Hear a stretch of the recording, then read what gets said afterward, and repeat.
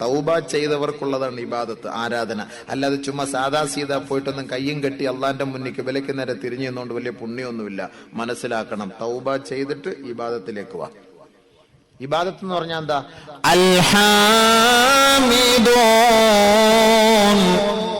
സ്തുതിക്കുക അല്ലാഹുവിനെ. നമസ്കാരം അങ്ങനെയാണല്ലോ, കൈ കെട്ടി കഴിഞ്ഞാൽ ഉടനെ എന്താണ്? അൽഹംദുലില്ലാഹി റബ്ബിൽ ആലമീൻ അർറഹ്മാനിർ റഹീം മാലികി യൗമിദ്ദീൻ. അഖില ലോകങ്ങളുടെ രക്ഷിതാവായ തമ്പുരാനെ, നിനക്കാണ് നിഖില സ്തുതി, നിനക്കാണ് അഖില സ്തുതി, നിനക്കാണ് സങ്കീർത്തനങ്ങൾ, നിനക്കാണ് പ്രകീർത്തനങ്ങൾ. അൽഹംദുലില്ലാഹ്. പടച്ചവനെ സ്തുതിക്കുകയാണ്. അത് നമസ്കാരത്തിലൂടെയാണ്. വെള്ളം കുടിച്ചാലും അൽഹംദുലില്ലാഹ്, തുമ്മിയാലും അൽഹംദുലില്ലാഹ്, ഒരു സന്തോഷ വർത്തമാനം കേട്ടാലും അൽഹംദുലില്ലാഹ്, ഭക്ഷണം കഴിച്ചു വയറ് നിറഞ്ഞു അൽഹംദുലില്ലാഹ്. ഇതാരുടെ ജോലിയാ? ഇബാദത്ത് ചെയ്ത് അള്ളാഹുവിനെ സ്തുതിക്കാൻ തയ്യാറാകുന്നവർക്കുള്ള അടുത്ത പണിയാണ് ഇബാദത്തിലൂടെ അള്ളാഹുവിനെ സ്തുതിക്കുക എന്നുള്ളത്. ഇനി എങ്ങനെയൊക്കെയാണ് അള്ളാഹുവിനെ സ്തുതിക്കുന്നത്? നോമ്പ് പിടിച്ചുകൊണ്ട് അള്ളാഹെ ആരാധിക്കാം, സ്തുതിക്കാം.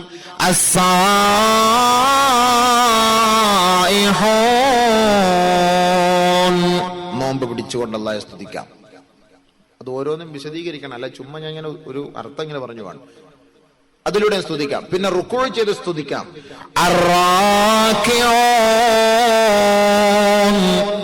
റുക്കൂയിൽ, എപ്പോഴും റുക്കൂയിലൂടെ. അതെങ്ങനെയൊക്കെയായിരുന്നു എന്ന് പറഞ്ഞുതരാം ഇൻഷാ അല്ലാഹ്.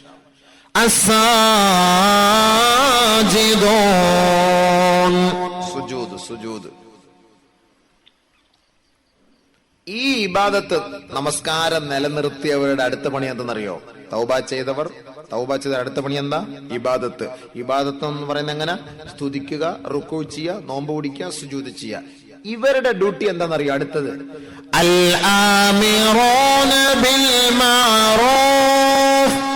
നന്മ ഉപദേശിക്കുക.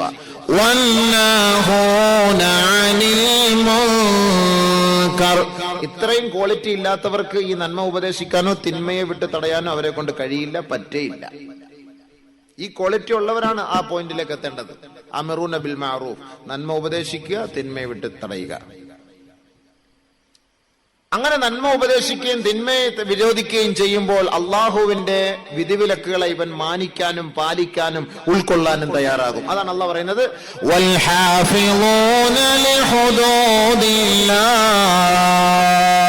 അള്ളാഹുവിന്റെ കൽപ്പനകളെ, അവന്റെ വിധിവിലക്കുകളെ മാനിച്ചുകൊണ്ട് മോഷ്ടിച്ചാൽ അവന്റെ ശിക്ഷ എന്താണ്? വ്യഭിചരിച്ചാൽ അവന്റെ ശിക്ഷ എന്താണ്? കള്ളം പറഞ്ഞാൽ അവന്റെ ശിക്ഷ എന്താണ്? ഖദ്ഫ്, ഒരാളെ ആരോപിച്ചാൽ അവന്റെ ശിക്ഷ എന്താണ്? ഈ വിഷയങ്ങളെ കുറിച്ച് പരിപൂർണമായ നിലയിൽ അവർക്കൊരു ഉത്ബോധനം നൽകുക, അതിനെ പാലിക്കുക. എങ്കിൽ അടുത്ത പടി 10-ാമതായി അള്ളാഹു പറയുന്നു,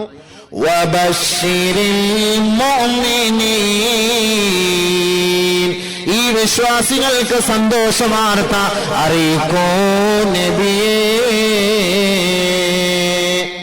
ഇവരാണ് വിശ്വാസികൾ. ഓരോരുത്തരിന് ഞാൻ പറയുന്നത് പരിശോധിക്കണം, ഈ പറഞ്ഞതൊക്കെ ഉണ്ടോ ഇല്ലയോ എന്ന്. ഒന്നാമത്തെ പടി തൗബ, അത്തായിബൂൻ. അത് നമുക്കിപ്പോ പോസ്റ്റ്മോർട്ടം ചെയ്യാം, ബാക്കിയൊക്കെ അവിടെ ഇരിക്കട്ടെ, ഓരോന്ന് പടിപടിയായിട്ട് പോകട്ടെ. തൗബ എന്നൊക്കെ പറഞ്ഞാൽ എന്താ?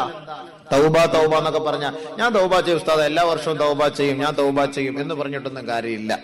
അള്ളാഹു അമലുകളിലേക്ക് കടക്കുന്നതിന് മുമ്പ് ആദ്യ പടിയായി അള്ളാഹു നമ്മളോട് പറഞ്ഞത് അത്തായിബൂൻ, തൗബ ചെയ്യുന്നവർ,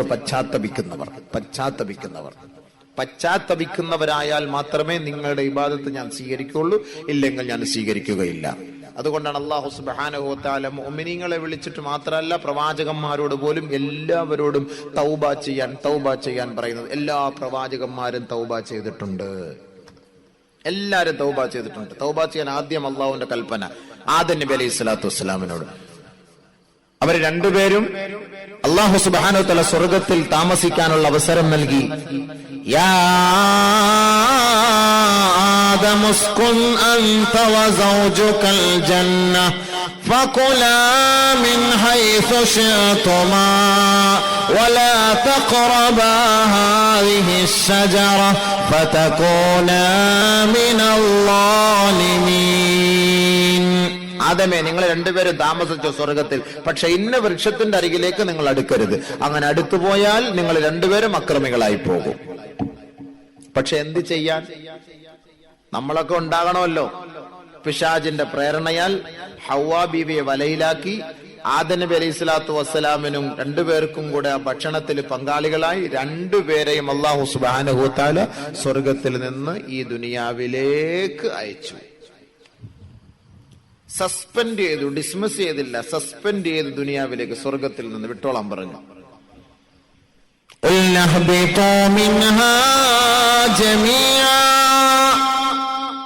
فإما يأتينكم مني هدى فمن تبع هداي فلا خوف عليهم ولا هم يحزنون. വണ്ടി വിട്ടോ, എന്റെ നിയമനിർമ്മാണങ്ങളെ പാലിച്ചുകൊണ്ട് ദുനിയാവിൽ ജീവിച്ചാൽ അവർക്ക് ദുഃഖവും വേണ്ട, പ്രയാസം വേണ്ട. എന്റെ വഴികളിലൂടെ സഞ്ചരിച്ചു. ആദം അലൈഹിസ്സലാത്തു വസ്സലാമിനെയും ബീവി ഹവ്വായെയും അല്ലാഹു ഈ ദുനിയാവിലേക്ക് വിന്യസിച്ചപ്പോൾ ബഹുമാനപ്പെട്ട ആദം നബി അലൈഹിസ്സലാത്തു വസ്സലാമും ബീവി ഹവ്വായും കണ്ടത് അന്ധകാര നിബിഡമായ ഒരു ലോകമായിരുന്നു. ഈ അന്ധകാര നിബിഡമായ ഇരുണ്ട യാമത്തിൽ നിന്നുകൊണ്ട് രണ്ടുപേരും പടച്ച തമ്പുരാനോട് തൗബ ചെയ്യുകയാണ്, പശ്ചാത്തപിക്കുകയാണ്. ഒരു നേരമല്ല, ഒരു വഖ്തല്ല, ഒരു ദിവസമല്ല, ഒരു മാസമല്ല, ഒരു വർഷമല്ല, 100 വർഷത്തോളം രാപകലെന്നില്ലാതെ അവർ അല്ലാഹുവിനോട് പശ്ചാത്തപിച്ചുവത്രേ. ആദമിന്റെ തൗബ, ഹവ്വാ ബീവിയുടെ തൗബ പരിശുദ്ധ ഖുർആനിൽ അല്ലാഹു വ്യക്തമാക്കി തരികയാണ്. റബ്ബനാ വലംനാ أنفسنا وإن لم تغفر لنا وترحمنا لنكونن من الخاسرين. അല്ലാഹു സുബ്ഹാനഹു വ തആല സ്വർഗ്ഗത്തിൽ വെച്ച് ആദം നബിയോട് കൽപ്പിച്ചു, ആദമേ, ഇന്ന വൃക്ഷത്തിന്റെ അരികിലേക്ക് നീ അടുക്കരുത്. അങ്ങനെ അടുത്താൽ ഫതകൂന മിനൽ ളാലിമീൻ, നിങ്ങൾ അക്രമികളായി പോകുമെന്ന് അല്ലാഹു വാണിംഗ് നൽകിയെങ്കിൽ ആ താക്കീദിനെ മാനിക്കാതെ വന്നപ്പോൾ അതേ വാക്കെടുത്തു വെച്ചുകൊണ്ടാണ് ആദമും ഹവ്വയും പടച്ചവനോട് തൗബ ചെയ്തത്. റബ്ബനാ, ഞങ്ങളുടെ രക്ഷിതാവേ, വലംനാ, ഞങ്ങൾ അക്രമം പ്രവർത്തിച്ചു പോയി, അൻഫുസനാ, ഞങ്ങളുടെ സ്വന്തത്തോട് അക്രമം കാട്ടി നാഥാ, വല്ലം തഗ്ഫിർ ലനാ, നീ ഞങ്ങളോട് പുറത്തില്ല എങ്കിൽ, വതർഹംനാ, നീ ഞങ്ങൾക്ക് കരുണ ചെയ്തില്ല എങ്കിൽ, ലനകൂനന്ന മിനൽ ഖാസിരീൻ, ഞങ്ങൾ നഷ്ടപ്പെട്ടവരായി പോകും. അല്ലാഹ്, ഒരു ദിവസമല്ല പല ദിനരാത്രങ്ങളിൽ ബഹുമാനപ്പെട്ട ആദമും ഹവ്വായും അല്ലാഹുവിനോട് തൗബ ചെയ്തുവെങ്കിൽ ഒരു സുപ്രഭാതത്തിൽ അതാ അല്ലാഹു ആ തൗബ സ്വീകരിക്കുകയാണ്. ഫതലഖാ ആദമു മിർ റബ്ബിഹി കലിമാത് ഫതാബ അലൈഹി. അല്ലാഹു സുബ്ഹാനഹു വ തആലയോട് തൗബ ചെയ്തപ്പോൾ, പശ്ചാത്തപിച്ചപ്പോൾ അല്ലാഹു തആല ചില വാക്കുകൾ പറഞ്ഞു കൊടുക്കുകയും ആദം അത് ഏറ്റുപറയുകയും ആദമിന്റെ തൗബയെ അല്ലാഹു സ്വീകരിച്ചുകൊണ്ട് അന്ധകാരത്തെ പരിപൂർണമായി മാറ്റിക്കൊണ്ട് അല്ലാഹുവിന്റെ മഹത്തായ അനുവാദത്തോടെ, അവന്റെ ഓശാരത്തോടെ, അവിടെ അല്ലാഹുവിന്റെ ഫളലോടുകൂടി നല്ല വെളിച്ചം നൽകി അവരെ അല്ലാഹു അനുഗ്രഹിച്ചു അത്രേ. ഉടൻ തന്നെ ആദം അല്ലാഹുവിന് വേണ്ടി 2 റക്അത്ത് സുജൂദ് ചെയ്തു. അപ്പൊ ആദമും തൗബ ചെയ്തു. മനുഷ്യകുലത്തിന്റെ നേതാവ്, മനുഷ്യകുലത്തിന്റെ പിതാവാണ്. പക്ഷെ അവിടെ തൗബ ചെയ്തു. അതാണ് ഇന്ന് നമ്മൾ ചെയ്യുന്ന ദുആ, റബ്ബനാ ലലംന. പക്ഷെ നമ്മളിന്ന് റബ്ബനാ ലലംന അൻഫുസനാ വഇല്ലം തഗ്ഫിർ ലനാ, എന്താ അതിന്റെ അർത്ഥം?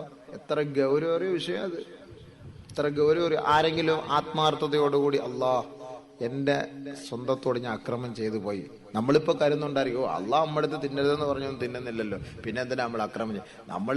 നമ്മൾ ചെയ്യുന്ന മൊത്തം അള്ളാഹ് കിട്ടപ്പെടാത്തതാണ്. നമുക്ക് ഓരോന്ന് വേണമെങ്കിൽ പറഞ്ഞു തരാം. ചെയ്യുന്നത്, പ്രവർത്തിക്കുന്നത്, തിന്നുന്നത്, കുടിക്കുന്നത്, ജോലി ചെയ്യണത്, കഷ്ടപ്പെടുന്നത്, അധ്വാനിക്കുന്നത് എല്ലാം ഹറാമിന്റെ അംശങ്ങളുണ്ട്. അതൊക്കെ ഓരോന്ന് വിശദീകരിക്കുമ്പോൾ നമ്മൾ ആ റൂട്ടിലേക്ക് പോകേണ്ടി വരും. നമ്മൾ കിടന്ന് ദുആ ചെയ്യുന്നു സ്വീകരിക്കുന്നില്ല. ഭയങ്കര ദുആ. ഞാനടക്കം നിങ്ങളടക്കം എല്ലാവരും ദുആ ചെയ്യുന്നു, പൊട്ടിക്കരയുന്നു, നിലവിളിക്കുന്നു, ലൈറ്റ് അണച്ചിട്ട് ദുആ ചെയ്യുന്നു, നിന്നിട്ട് ദുആ ചെയ്യുന്നു, തുള്ളിയിട്ട് ദുആ ചെയ്യുന്നു, ചാടി ദുആ ചെയ്യുന്നു, അലറി ദുആ ചെയ്യുന്നു. പക്ഷെ കാര്യങ്ങളൊന്നും നടക്കുന്നില്ല. എന്തേ നടക്കാത്തത്? നിങ്ങളൊന്ന് ആത്മപരിശോധന നടത്തിയിട്ടുണ്ടോ? നിങ്ങൾ ഇത്രയും ദുആ ചെയ്തിട്ട് ദുആ സ്വീകരിക്കാത്തത് എന്താ? പക്ഷെ അള്ളാഹ് സ്വീകരിക്കാതിരിക്കും. അള്ളാഹ് പറഞ്ഞ എന്താ? നിങ്ങൾ എന്നോട് ദുആ ചെയ്ത് ഞാൻ നിങ്ങളെ ദുആ സ്വീകരിക്കാം. وقال ربكم ادعوني استجب لكم. നിങ്ങളുടെ റബ്ബ് പറഞ്ഞിരിക്കുകയാണ്, നിങ്ങൾ എന്നോട് ദുആ ചെയ്യ്, ഞാൻ നിങ്ങൾക്ക് മറുപടി നൽകാം. അള്ളാഹു വഅദ ലംഘിക്കുകയില്ല. അള്ളാഹ് വാക്ക് പാലിക്കുന്നവനാണ്. ആ വാക്കിൽ ഒരു കുറവും അവൻ വരുത്തുകയില്ല. പക്ഷെ എന്തേ നമ്മുടെ കാര്യങ്ങൾ നടക്കാത്തത്? എന്തേ ദുആ സ്വീകരിക്കാത്തത്? ചിന്തിച്ചിട്ടുണ്ടോ നിങ്ങൾ ആരെങ്കിലും? ഒരു ആത്മപരിശോധന നടത്തി. എന്താണ് അസുഖം മാറാത്തത്? പല ഡോക്ടറെയും പോയി കണ്ടല്ലോ, എന്തേ മാറാത്തത്? ചിന്തിക്ക്. നമ്മുടെ ഭാഗത്ത് എന്തോ ഒരു കുഴപ്പമുണ്ട്, അസുഖം മാറാത്തത്. നിന്റെ ചികിത്സയിൽ എവിടെയോ ഒരു ന്യൂനത, ഒരു പാളിച്ച വന്നിട്ടുണ്ട്. നമ്മൾ ചെയ്യുന്ന ഓരോ കാര്യങ്ങളും നമ്മൾ അങ്ങൊന്ന് ആത്മപരിശോധന നടത്തിയാൽ നമുക്കത് കണ്ടെത്താൻ കഴിയും. അങ്ങനെ കണ്ടെത്തുമ്പോൾ ബഹുമാനപ്പെട്ട അനസ് റളിയല്ലാഹു തആല അൻഹു നബിതങ്ങളോട് പറഞ്ഞു, യാ റസൂലല്ലാഹ്, എനിക്ക് വേണ്ടി ദുആ ചെയ്യണം. എന്തിനാ ദുആ? എന്റെ ദുആ അല്ലാഹ് സ്വീകരിക്കണം, അതിനുവേണ്ടി അങ്ങൊന്ന് ദുആ ചെയ്യണം. يا رسول قلت لرسول الله صلى الله عليه وسلم അനസ് റളിയല്ലാഹു അൻഹു റിപ്പോർട്ട് ചെയ്യുന്ന ഹദീസ്, യാ റസൂലല്ലാഹ് ഉദ്ഉല്ലാഹ ലീ അയ്യജഅലനി മുസ്തജാബദ് ദഅവ. നബിയേ, എന്റെ ദുആ ഒന്ന് സ്വീകരിക്കാൻ അങ്ങ് അല്ലാഹുവിനോടൊന്ന് പ്രാർത്ഥിക്കൂ. യാ റസൂലല്ലാഹ്, എനിക്ക് വേണ്ടി ദുആ ചെയ്യണം നബിയെ. അനസ് റളിയല്ലാഹു അൻഹു പറയാ, ഉദ്ഉല്ലാഹ ലീ, എനിക്ക് വേണ്ടി അങ്ങ് ദുആ ചെയ്യണം. എന്താണ്? എന്താവശ്യത്തിനാണ്? വീട് വെക്കണം, കടം മാറണം, അസുഖം മാറണം, അതിനൊന്നുമല്ല. പിന്നെന്തിനാ? അയ്യജഅലനി മുസ്തജാബദ് ദഅവ, എന്റെ ദുആ അല്ലാഹ് സ്വീകരിക്കണം. ഞാൻ എപ്പോ ദുആ ചെയ്താലും ആ ദുആ അല്ലാഹ് സ്വീകരിക്കണം. അങ്ങനെ മുസ്തജാബദ് ദഅവ ആയ ഒരാളായി മാറണം. അതുകൊണ്ട് അതിനു വേണ്ടി അങ്ങൊന്ന് ദുആ ചെയ്യണം എന്ന് റസൂലുള്ളാഹി തങ്ങളോട് അനസ് റളിയല്ലാഹു അൻഹു പറഞ്ഞു. നമ്മുടെ കൈക്ക് പിടിച്ചപ്പോ എല്ലാരും പറയുന്നല്ലോ, ഉസ്താദ് ദുആ ചെയ്യണം ഉസ്താദ്. അപ്പൊ നമ്മളെന്താ പറയാ? ശരി ശരി ഇൻഷാ അല്ലാഹ്. മുസ്ലിയാരുടെ ദുആയുടെ കാര്യം കഷ്ടം. നമ്മുടെ കൈക്ക് പിടിച്ചിട്ടെല്ലാം ദുആ ചെയ്യണേ, ഓ ശരി ചെയ്തേക്കാം, ചെയ്യണേ, ഓ ചെയ്തേക്കാം, എല്ലാരും പറയല്ലോ. നബിതങ്ങളുടെ കൈക്ക് പിടിച്ചിട്ട് അനസ് റളിയല്ലാഹു അൻഹു പറഞ്ഞു, എനിക്ക് വേണ്ടി ദുആ ചെയ്യണം നബി എന്ന് പറഞ്ഞപ്പോ നബി എന്താ മറുപടി നൽകിയത്? ശരി, ഓക്കെ, എന്നാ അനസ് പോയിക്കോ, ഞാൻ ദുആ ചെയ്തോളാം. പറഞ്ഞോ? ഇല്ല. അതാണ് പോയിന്റ്. യാ അനസോ, ഓ അനസേ, അതിബ് കസ്ബക് തുജബ് ദഅവതുക്. ഒരേ ഒരു പോയിന്റാണ് ദുആ സ്വീകരിക്കാനുള്ള മാനദണ്ഡമായി അല്ലാഹുവിന്റെ റസൂൽ അനസ് റളിയല്ലാഹു അൻഹുവിനോട് പറഞ്ഞത്. ലോകവിശ്വാസികളെ നിങ്ങളോടും പറയുന്നത്, ഏ അനസേ, അതിബ് കസ്ബക്, നിന്റെ സമ്പാദ്യം നീ നന്നാക്കിക്കൊള്ളുക. തുജബ് ദഅവതുക്, നീ ഉയർത്തുന്ന കൈകളൊന്നും അല്ലാഹു തട്ടിക്കളയുകയില്ല. പിന്നീട് നബിതങ്ങൾ പറഞ്ഞു മനസ്സിലാക്കി കൊടുക്കുകയാണ്, ഫൈനർ റജുലൽ മുഅ്മിന ലയർഫഉൽ ലുഖ്മത മിനൽ ഹറാമി ഇലാ ഫീ ഫലാ യുസ്തജാബു ലഹു ദഅവത്തുൻ 40 ലൈല. ഒരു വിശ്വാസിയായ സഹോദരനോ വിശ്വാസിനിയായ സഹോദരിയോ ഹറാമിന്റെ വിഹിതത്തിൽ നിന്ന്, ഒരംശത്തിൽ നിന്ന്, അവന്റെ ഭക്ഷണപാനീയങ്ങളിൽ നിന്നോ അവന്റെ വസ്ത്രത്തിൽ നിന്നോ ഏത് തരത്തിലും ഏത് മേഖലയിൽ നിന്നുമാകട്ടെ, അവൻ വായിലേക്ക് ഹറാമിന്റെ ഒരു പിടി ആഹാരം അവൻ ഉയർത്തിയാൽ ഫലാ യുസ്തജാബു ലഹു ദഅവത്തുൻ 40 ലൈല, 40 ദിനരാത്രങ്ങളിൽ അല്ലാഹു അവന്റെ ഇബാദത്തുകളോ പ്രാർത്ഥനകളോ സ്വീകരിക്കുന്നതല്ല.